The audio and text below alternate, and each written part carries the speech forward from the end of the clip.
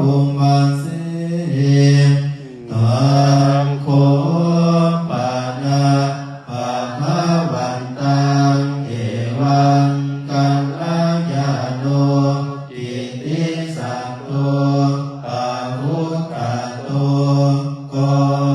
อิติสักขังนะของพระผู้มีพระภาคเจ้าได้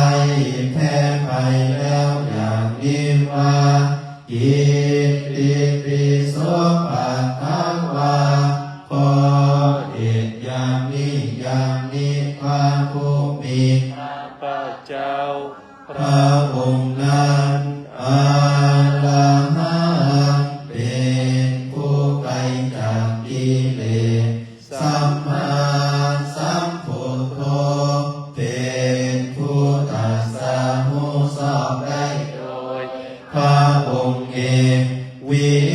สัชรณะสัมปันโนเป็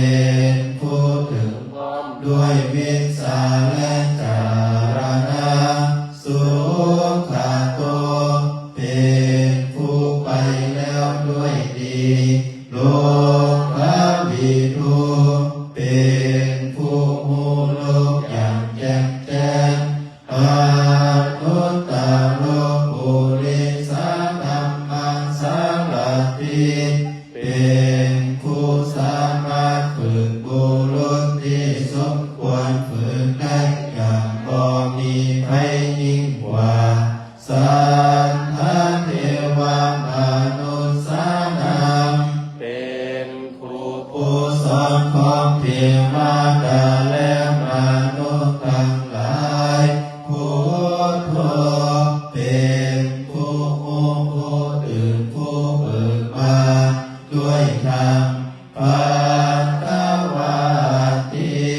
เป็นผู้มีความเจริญจำแนกคำสั่งสอนสารดังนี้นาที17นันทิเมสารนังอัญญังพุทโธเมสารนังวาลาสารณะอื่นของข้าพเจ้าก็มีพระพุทธเจ้าเป็นสารณะอันประเสริฐของข้าพเจ้าเอเตนะสัจจวันเสนาวันเตยัมตุสาสาเนด้วยการกล่าวคำสัจจานี้ข้าพเจ้าจงเจริญในพระศาสนาของพระศาสดาพุทธังเมวันตามานินายันปุญญังปัสสุตังอีทังข้าพเจ้าผู้ไว้อยู่ซึ่งพระพุทธเจ้าได้ค้นคว้าบุญใดในบัดนี้สัพเพปิอันตรายาเมมาเอสุตัสสะเตสัสสะอันตรายทางปวงอย่าได้มีแก่ข้าพเจ้าด้วยเดชแห่งบุญนั้นกายเยนะวาจายาวาเจตสาวาด้วยกายก็ดีด้วยวาจาก็ดีด้วยใจก็ดีพุทเทบุกัมมังปักขะตังมายายาคำตาติเตียนอันใดที่ข้าเจ้ากระทำแล้วในพระพุทธเจ้าพุทโธปฏิคันนัตตุอัญจังยันตังขอพระพุทธเจ้าจงงดสันโตดวงเกิดนั้นกาลันตาเลสังวาลีตุงวาพุทเทเพื่อการสำรวมละวันในพระพุทธเจ้าในการต่อไปหันธรรมยังธรรมานุสติอายังกโรมาเสสวัสดิ์โตปัตตวตาธัมโมภา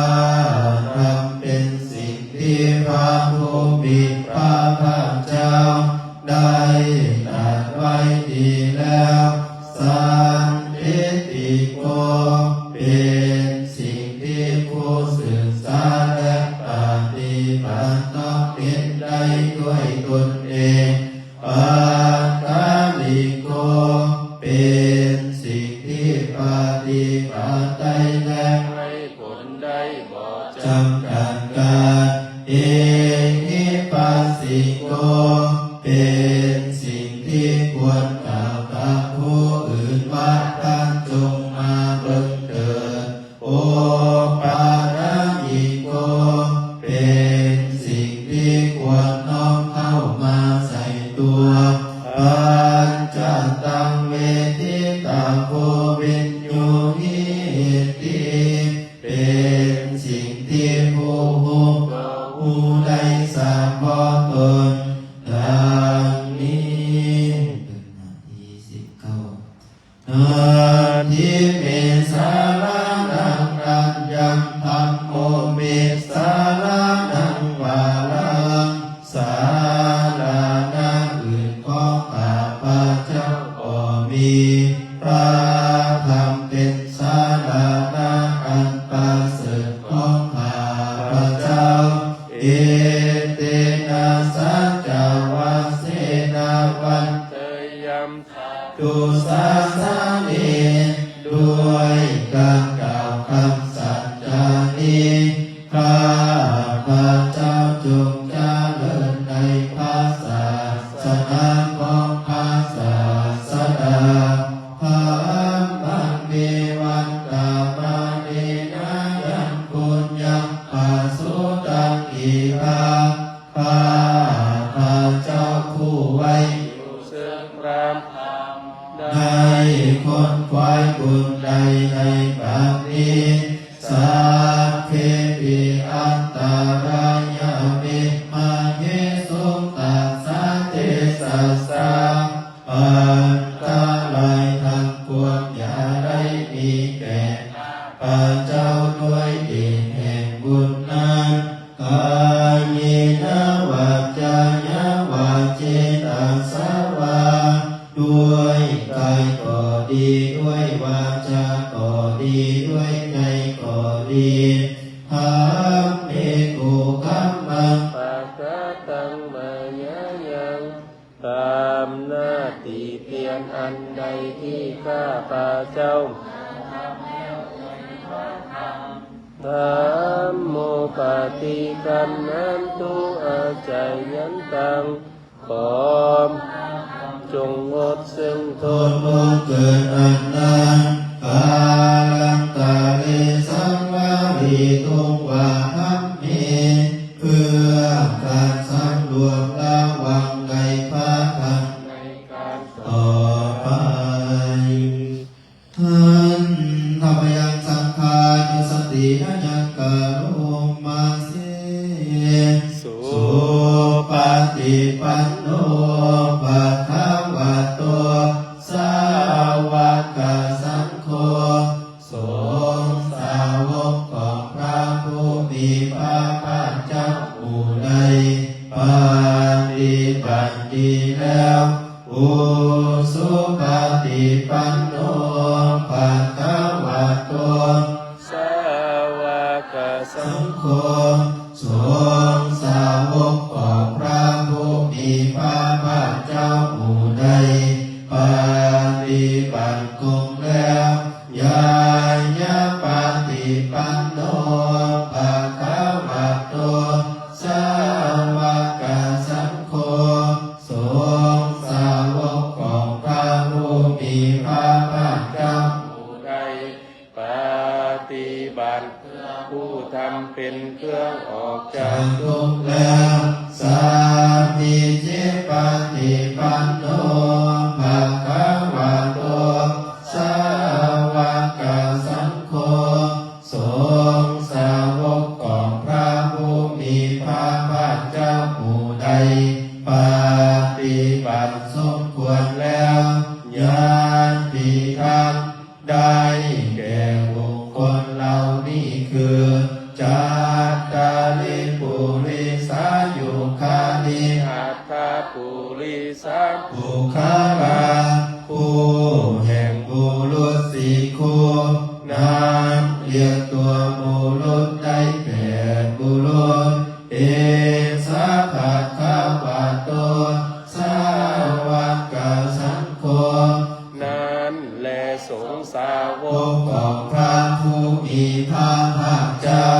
อา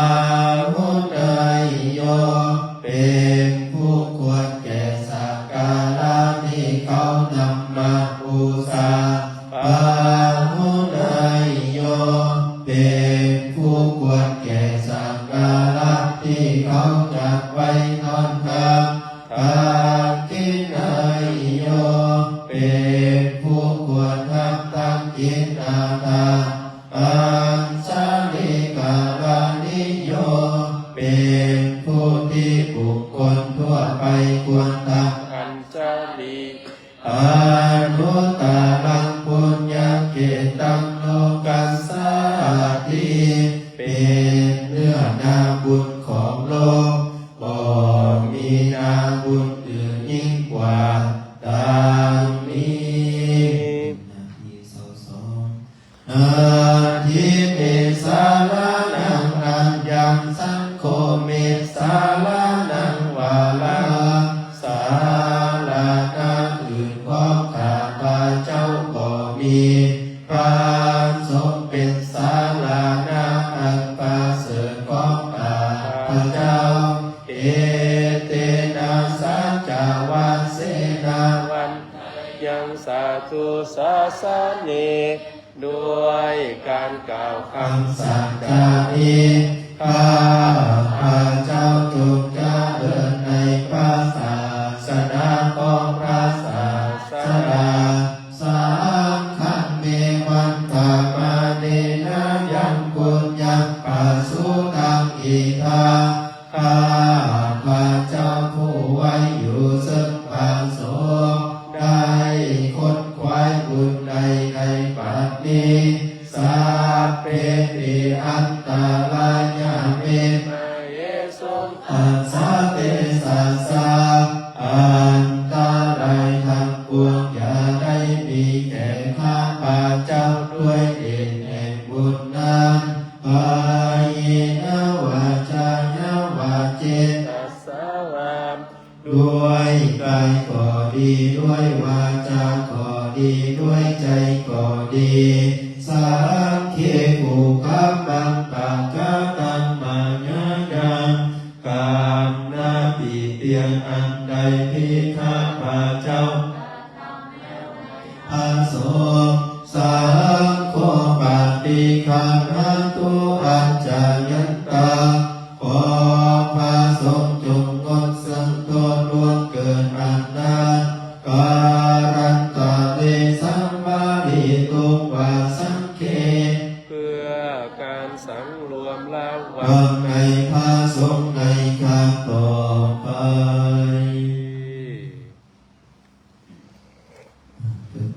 นาที32นาที32ข้าพยังโอวาปฏิโมกขาทายโยปะนังบังเส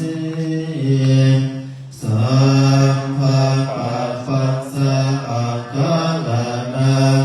การบ่ทำบาปทั้งปวงกุศลสุปสัมปทาการทำกุศลในถึงพร้อม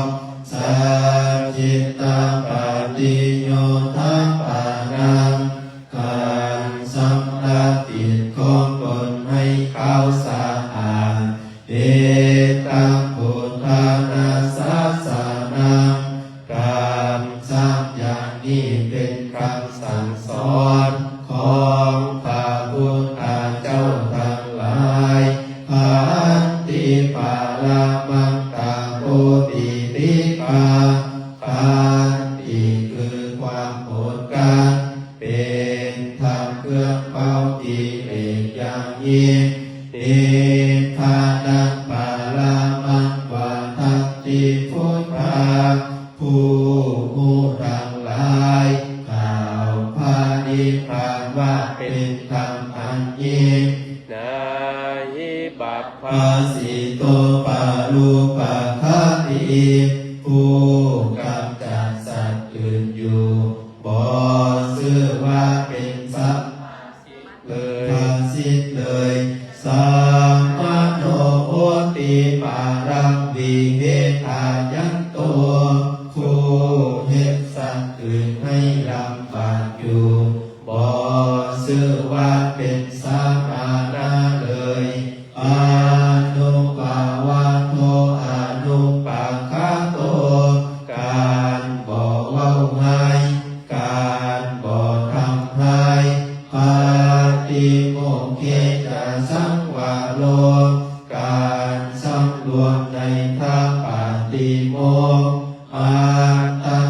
ตตาจะพันตาสามี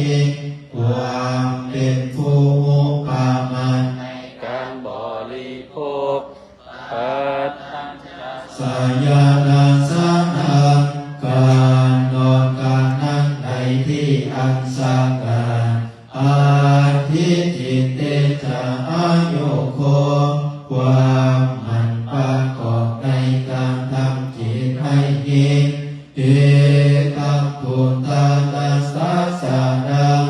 ธรรมเหล่านี้เป็นคำสั่งสอนของพระพุทธเจ้าทั้งหลายหนึ่งสองหนึ่ง 121ที่หนึ่งหน่วยสองเอ็ด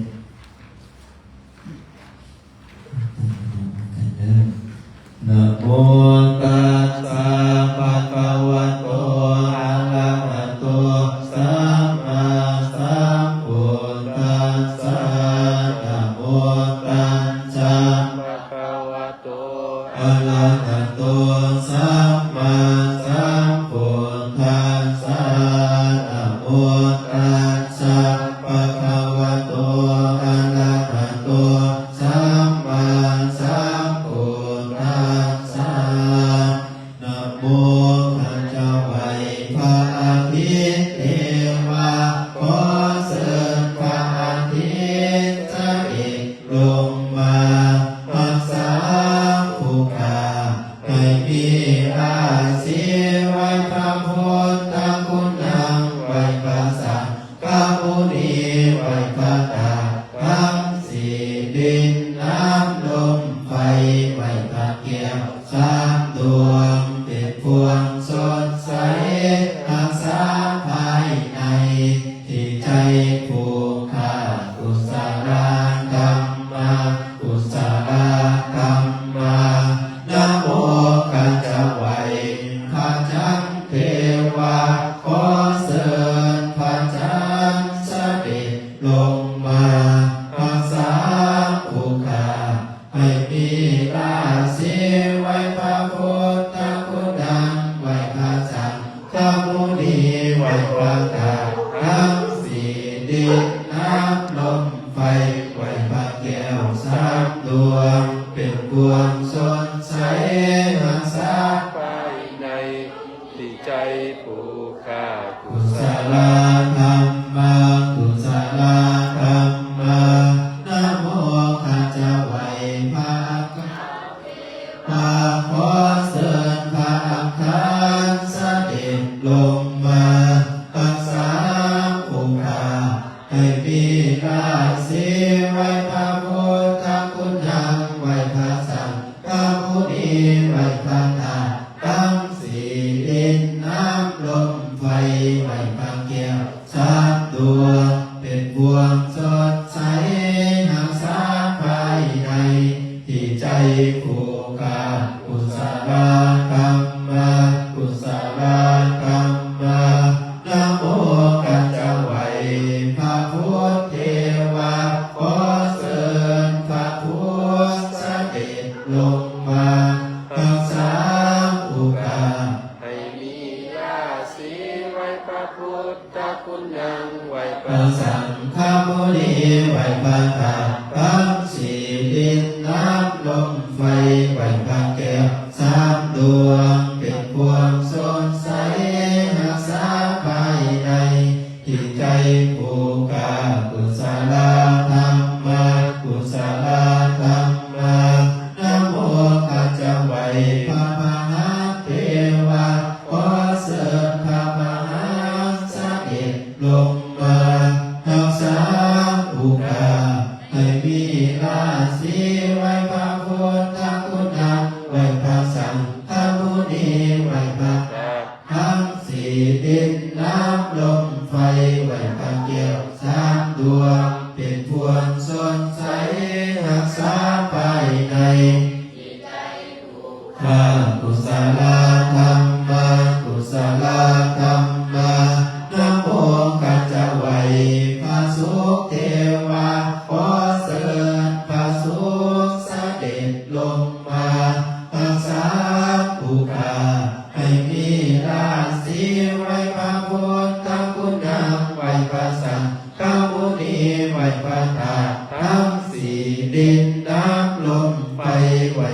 ก้วสามดวงเป็นพวงสดใสรักษาภายในที่ใจผู้ข้ากุศลธรรมากุศลธรรมานะโมกัจจไว้พระเสาเทวาขอเสริญพระเสาเสด็จลงมารักษาผู้ข้าให้มีราศีไว้พระพุทธคุณนำไว้พระสังฆมุนีไว้พระธาตุทั้งสี่ดินน้ำลมไฟไว้พระแก้วสามดวงเป็นพวงสดใสรักษาภายในที่ใจผู้ข้ากุศลธรรมากุศลธรรมานะโมกัจจไว้พระแก้วเทวาขอเสริญพระแก้วเสด็จลงมารักษาผู้ข้าให้มีราศีไว้พระพุทธคุณนำ พระมุนีไหวพระธาตุทั้งสี่ดินน้ำลมไฟไหวพระแก้วสามดวงเป็นพวงรักษาภา ภาย ยในที่ใจผู้ข้ากุศลธรรมากุศลธรรมานะโมกัจจไว้พระพักตร์เทวาขอเสริญพระพักตร์เสด็จลงมารักษาผู้ข้าให้มีราศีไว้พระพุทธคุณนำไว้พระสังฆมุนีไว้พระธาตุทั้งสี่ดินน้ำลมไฟไว้พระแก้วสามดวงเป็นพวงสดใสรักษาภายในที่ใจผู้ข้ากุศลธรรมากุศลธรรมานะโมกัจจไว้พระองค์ถือเทวาขอเสริญพระองค์ถือเสด็จลงมารักษาผู้ข้าให้มีราศีไว้พระพุทธคุณนำไว้พระสังฆมุนีไว้พระธาตุทั้งสี่ดินน้ำลมไฟไว้พระแก้วสามดวงเป็นพวงสดใสรักษาภายใน ที่ใจผู้ ข้า ข้า กุศลธรรมากุศลธรรมานะโมกัจจไว้พระสุขเทวาขอเสริญพระสุขเสด็จลงมารักษาผู้ข้าให้มีราศีไว้พระพุทธคุณนำไว้พระสังฆมุนีไว้พระธาตุทั้งสี่ดินน้ำลมไฟไว้พระแก้วสามดวงเป็นพวงสดใสรักษาภายในที่ใจผู้ข้ากุศลธรรม มา กุศลธรรมานะโมกัจจไว้พระเสริมเทวาขอเสริญพระเสริมเสด็จลงมารักษาผู้ข้าให้มีราศีไว้พระพุทธคุณนำไว้พระสังฆมุนีไว้พระธาตุทั้งสี่ดินน้ำลมไฟไว้พระแก้วสามดวงเป็นพวงสดใส รักษาภายใน ที่ใจผู้ข้ากุศลธรรมากุศลธรรมานะโมกัจจไว้พระไสยเทวาขอเสริญพระไสยเสด็จลงมารักษาผู้ข้าให้มีราศีไว้พระพุทธคุณนำไว้พระสังฆมุนีไว้พระธาตุทั้งสี่ดินน้ำลมไฟไว้พระแก้วสามดวงเป็นพวงสดใสรักษาภายในที่ใจผู้ข้ากุศลธรรมากุศลธรรมานะโมกัจจไว้พระราหูเทวาขอเสริญพระราหูเสด็จลงมารักษาผู้ข้าให้มีราศีไว้พระพุทธคุณนำไว้พระสังฆมุนีไว้พระธาตุทั้งสี่ดินน้ำลมไฟไว้พระแก้วสามดวงเป็นพวงสดใสรักษาภายใน ที่ใจผู้ข้า กุศลธรรมากุศลธรรมานะโมกัจจไว้พระฤาษีเทวาขอเสริญพระ ฤาษี เสด็จ ลงมารักษาผู้ข้าให้มีราศีไว้พระพุทธคุณนางไว้พระสังฆมุนีไว้พระทั้งสี่ดินน้ำลมไฟไว้พระแก้วสามตัวเป็นพวกสดใสรักษาภายในที่ใจผู้กล้ากุศลธรรมะกุศลธรรมะนะโมกัจจไว้พระทหลวงเทวาขอเชิญพระทหลวง เสด็จลงมา รักษาผู้ข้าให้มีราศีไว้พระพุทธคุณนางไว้พระสังฆมุนีไว้พระธาตุทั้งสี่ดินน้ำลมไฟไว้พระเกี่ยวสามตัวเป็นพวงสดใสรักษาภายในที่ใจผู้ข้ากุศลธรรมะกุศลธรรมะนะโมกัจจไว้พระสุขัมเทวาขอเชิญพระสุขัมเสด็จลงมารักษาผู้ข้าให้มีราศีไว้พระพุทธคุณนางไว้พระสังฆมุนีไว้ทั้งสี่ดินน้ำลมไฟไว้พระแก้วสามตัวเป็นพวงสดใสรักษาภายในที่ใจผู้ข้ากุศลธรรมะกุศลธรรมะที่92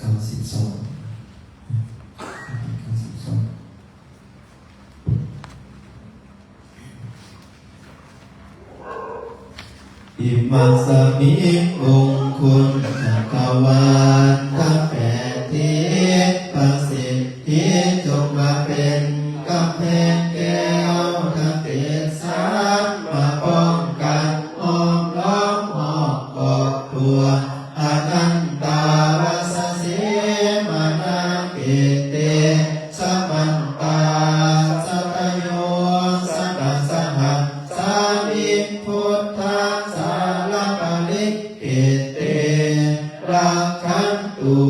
สุราคันตุอิมัสสมิงมงคุณจักรวาลทั้งแปดทิศประสิทธิจงมาเป็นกำแพงแก้วทั้งเจ็ดสามมาป้องกันห้อมล้อมอ้อมกอดตัวอนันตาวัสเสมานาเกเตสัมมันตาสัตโยสัตสหัสสามิธรรมะสารปริเกเตราคันตุสุราคันตุอิมัสสมิงมงคุณจักรวาลทั้งแปดทิ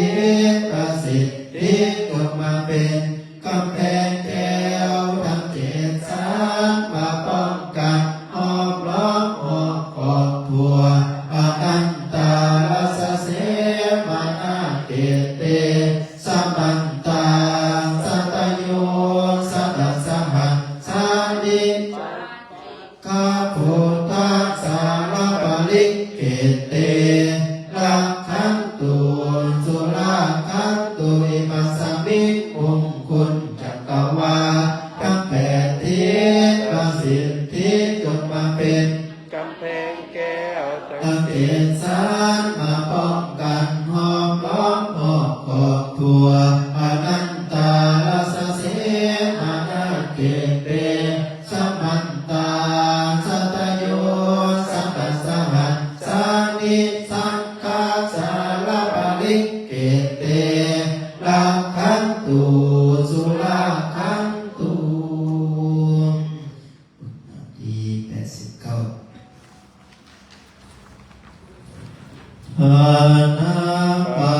ลามิสัมปันโนทานาอุปปาลามิสัมปันโนทานาปรมัตถปาลามิ สัมปันโนเมตตาไมตรีกรุณาโมทิตาอุเบกขาปาลามิสัมปันโนอิติปิโสภะคะวาสีราปา ศีลาอุปปาลามิ อิสัมปันโนศีลาปรมัตถปาลามิสัมปันโนเมตตา ไมตรี กรุณามุทิตาอุเบกขาปารามิสัมปันโนอิติปิโสภะคะวะเนคัมมะปารามิ สัม ปันโนเนคัมมะอุปปารามิสัมปันโนเนคัมมะปรมัตถปารามิ สัม ปันโนเมตตาไมตรีกรุณามุทิตาอุเบกขาปารามิสัมปันโนอิติปิโสภะคะวะปัญญาปารามิสัมปันโนปัญญา อุปปาลามิ มิสัมปันโนปัญญาปรมัตถปารามิสัมปันโนเมตตา ไมตรี ทิกรุณามุทิตาอุเบกขาปารามิสัมปันโนอิติปิโสภะคะวะวิริยะปารามิสัมปันโนวิริยะอุปปารามิสัมปันโนวิริยะปรมัตถปารามิ สัมปันโนเมตตาไมตรีก กรุณามุทิตาอุเบกขาปารามิสัมปันโนอิติปิโสภะคะวะขันติปารามิสัมปันโนขัน ติ อุปปารามิสัมปันโนขันติปรมัตถปารามิสัมปันโนเมตตา มุทิตาอุเบกขาปารามิสัมปันโนอิติปิโสภะคะวะสัจจะปารามิสัมปันโนสัจจะ อุปปา รามิสัมปันโนสัจจะปรมัตถปารามิสัมปันโนเมตตาไมตรีกรุณามุทิตาอุเบกขาปารามิปันโนอิติปิโสภะคะวะอธิฐานะปารามิสัมปันโนอธิฐานะอุปปารามิ สัมปันโน อธิฐานะปรมัตถปารามิสัมปันโน เมตตา ตาไมตรีกรุณามุทิตาอุเบกขาปารามิสัมปันโนอิติปิโสภะคะวะเมตตาปารามิสัมปันโนเมตตา อุปปา นามิสัมปันโนเมตตาปรมัตถปารามิสัมปันโนเมตตาไมตรีกรุณามุทิตาอุเบกขาปารามิสัมปันโนอิติปิโสภะคะวะอุเบกขาปารามิสัมปันโนอุเบกขาอุปปารามิ สัมปันโน อุเบกขาปรมัตถปารามิสัมปันโนเมตตาไมตรีกรุณามุทิตาอุเบกขาปารามิสัมปันโนอิติปิโสภะคะวะพุทธังสรณังคัจฉามิธัมมังสรณังคัจฉามิสังฆังสรณังคัจฉามินามามิหังต่อไป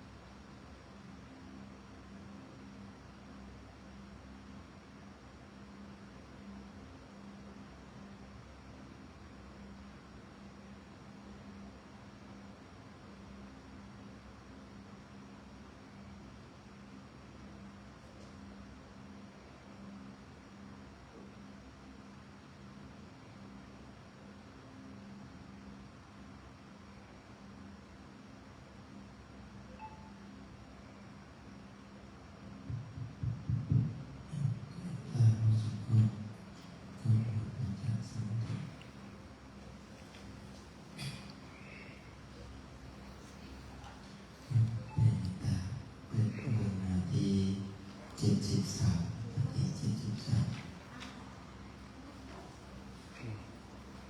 หังสุขิโตมีขอให้ข้าพเจ้ามีความสุขอิทุกโขมีขอให้ข้าพเจ้าบ่มีทุกข์อาเวโลโห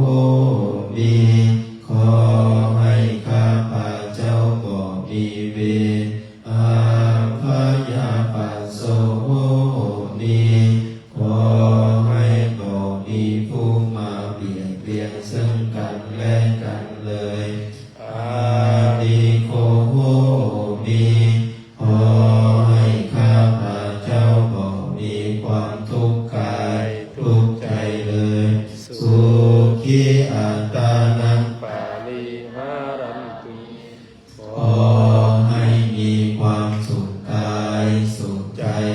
รักษาตนให้พ้นจากทุกข์ภัยอันตรายทั้งสิ้นเถิดสัพเพสัตตาอันว่าสัตว์ทั้งหลายทั้งปวงที่เป็นเพื่อนทุกข์เกิดแก่เจ็บตายด้วยกันทั้งหมดทั้งสิ้นอาเวลาหุตุจงเป็นสุขเป็นสุขเถิดอย่าได้มีเวรแก่กันและกันเลยอาภยาปัสสะหุตุจงเป็นสุขเป็นสุขเถิดอย่าได้เบียดเบียนซึ่งกันและกันเลยอานิคาหุตุจงเป็นสุขเป็นสุขเถิดอย่าได้มีความทุกข์กายทุกข์ใจเลยสุขีอัตตานังปาริหารันตุจงมีความสุขกาย สุขใจรักษาตนให้พ้นจากทุกข์ภัยอันตรายทั้งสิ้นเถิดทั้งต่างหลายที่ท่านได้ทุกข์ขอให้ท่านจงมีความสุขทั้งต่างหลายที่ท่านได้สุขขอให้สุขยิ่งขึ้นไปสัพเพสัตตาสัตว์ต่างหลายที่เกิดเป็นชาลาพุทธาที่เกิดเป็นอัตตาสาที่เกิดเป็นสัมเสอาสาที่เกิดเป็นโอปาปาติกาขอท่านทั้งหลายจงมาหักเอากุศลผลบุญให้ทั่วทุกตัวสัตว์ด้วยเถิดอิทัมเมยตินังหุนตุ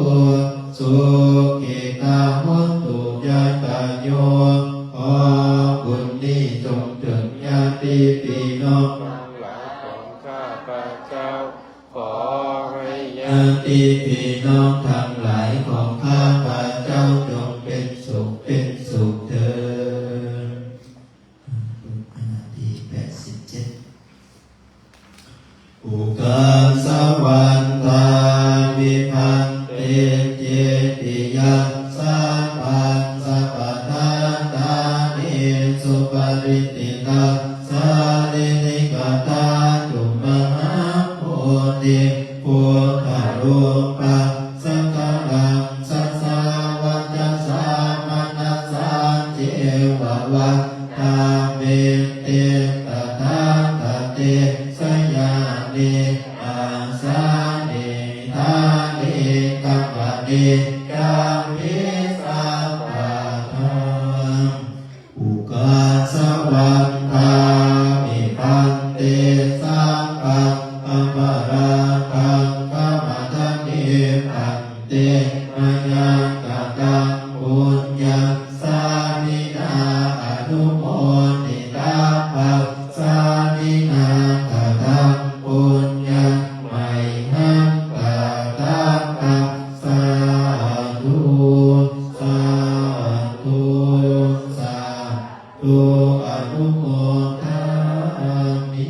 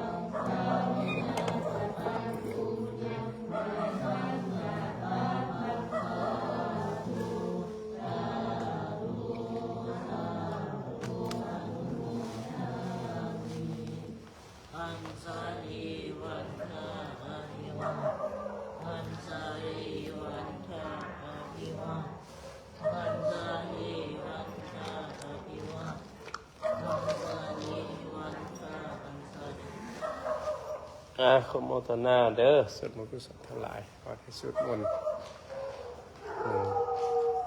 ขอโมทนาสวดมนต์กุศลทั้งหลายเขาได้สวดมนต์นำกันคือว่าเขาได้บารมีเขามีเวลาว่างเขาก็แวะมาสวดมนต์เพื่อเป็นสิริมงคล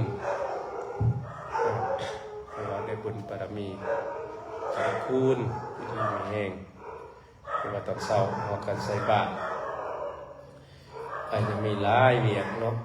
2026กับผ่านไปแล้ว19 มื้อผ่านแล้ว18 มื้อเนาะ19 มื้ออื่นผ่านไปเลยเด้เวลาเนี่ยไวก็สิหมดเดือนเจียงมื้ออื่นก็เดือน1เดือน3เลยเด้เดือน3เอาใหม่3ค่ำเลยเด้มื้ออื่นเด้เดือน3เอาใหม่1ค่ำจะต้องเป็น3ค่ำอันเด้ไวขนาดได้นี่มื้อนี้ก็เดือนยี่แหละเดือนยี่ก็หมดแล้วแฮม15 ค่ำคำว่าเดือนเจียงเดือนยี่เดือน3เดือน4นี่เดือนยี่เดือนยี่ก็หมดแล้วยังแต่เดือน3เนี่ยเอาไม่3เอาไม่1ค่ำ2ค่ำ3ค่ำโอ้บุหานเพิ่นนิยมได้แถวผู้ไทยเดือน3เอาไม่3ค่ำปกติประเพณีลาวก็ออกผู้ใดดังเดิมแท้เนี่ยเป็นวันปีใหม่ลาว3ค่ำนี่ได้แต่ก่อนเนี่ยเดือน3เอาไม่3ค่ำนี่ปีใหม่ลาวเข้ากำหนดเอาแต่มาเปลี่ยนปฏิทินใหม่ก็แล้วเอาเรื่องธรรมบาลกุมมารนี้เรามาเป็นเดือน5ลาวเนาะนั่นจะว่าเดือน3แต่มันเป็นเปลี่ยนช่วงฤดูเดือน3ค่ำเดือน3เอาใหม่3ค่ำเนี่ยมันจะเป็นฤดูหนาวฤดูร้อนช่วงนี้แหละถ้าว่ายังมีหนาวแต่ว่าอากาศดีถ้าว่า3ค่ำนี่ไปร้อนปุ๊บนี่ถือว่าอากาศมันก็ถือว่าเปลี่ยนไปเป็นไปทำไมเนาะอันนี้ขนาดจะว่าขอโมทนาส่วนกุศลเด้ออาพรเนาะอาพร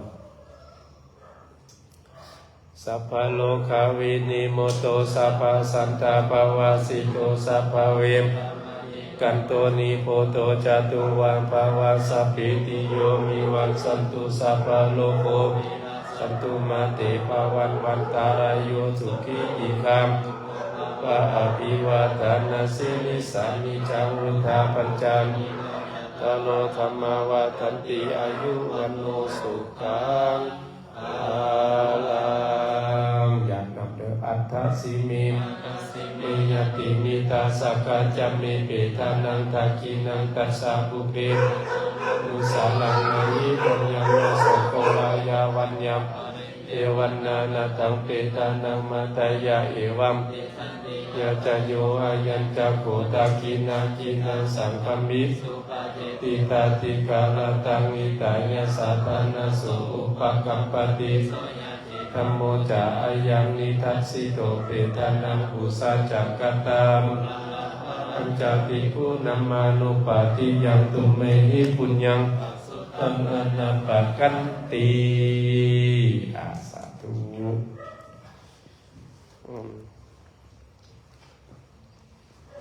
อย่าลงไปแล่นเด้อหมามันเห่าได้มันเห่าผีมันมาหับส่วนบุญกุศลเนี่ยนะ